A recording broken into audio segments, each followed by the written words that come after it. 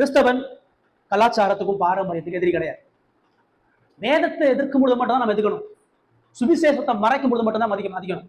மற்ற வீணான இரண்டாம் தரமான எந்த பாரம்பரியத்துக்கும் எந்த சடங்குக்கும் காரியங்களும் முக்கியத்துவம் கொடுக்க வேண்டிய அவசியம் இல்லை. சபைக்கு நீங்க வர்றீங்கன்னா சபைக்கு எதுக்கு வரீங்க நம்ம தெளிவாக புரிஞ்சுக்கணும். ஞானஸ்தானம் எடுக்கிறக்காண்டி உங்க சபைக்கு யாரும் கூப்பிடுறாங்க? அது தண்ணியில் சும்மா முங்கி எழுதிக்கிறது தான். நீங்க எடுக்கிற திருவிருந்து வெறும் பிரெட்டு ரசம் தான். இது எடுக்கிறனால உங்களுக்கு எந்த பரிசுத்த மாற்றமும் உண்டாகிறது இல்லை.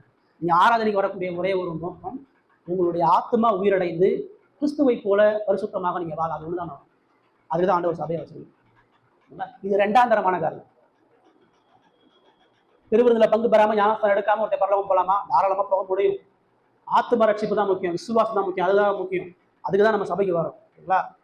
இது ஒரு கிறிஸ்தவனா நீங்க ரட்சிப்பு சரியா புரிஞ்சீங்கன்னாதான் ஞானஸ்தானத்துக்கும் திருவிருந்துக்கும் கொடுக்க வேண்டிய இடத்த சரியா கொடுப்பீங்க. இது உங்களுடைய விசுவாச வாழ்க்கையில எந்த அளவுக்கு பாதிப்பு உண்டு பண்ணு தெரிஞ்சுக்கணும். நிறைய நேரம் எதுல ரட்சிக்கப்படும் பொழுது இந்த திருவிருந்து ஞானஸ்தானத்தை கோயில் தீர்த்தமா பார்க்கக்கூடிய ஒரு மனநிலை. கோயில போனா தீர்த்தம் கொடுத்தாங்க இல்லையா? இப்ப இதை குடிக்கலாம், ஐயோ நான் என்னத்தை இழந்துட்டேன், இந்த பிரெட்ல நான் பங்கு பெறனா என்னுடைய விசுவாசம் என்னமோ, அப்படிலாம் உண்மையே கிடையாது. அதுக்கு இதுக்கு சம்மந்தமே இல்லை. இதுல பங்கு பெறாதனால உங்க விசுவாசத்துல சோர்ந்து பலவீனப்பட்ட அப்படிலாம் போவாங்க. இது திருச்சபையா நம்ம கூடி வரும்பொழுது இயேசுவே அவரை நினைவு கூறுவதற்கான ஒரு அடையாளமா வச்சிருக்கிறார். ஆராதனையில பிரதானமா கடவுளுடைய வார்த்தை தாங்க அவசியம். இந்த வார்த்தை தான் உங்களுக்கு பரிசுத்தையும் மாற்றத்தையும் சுபாவத்தையும் உண்டு பண்ணும். இது சரியா நம்ம புரிஞ்சுக்கணும்.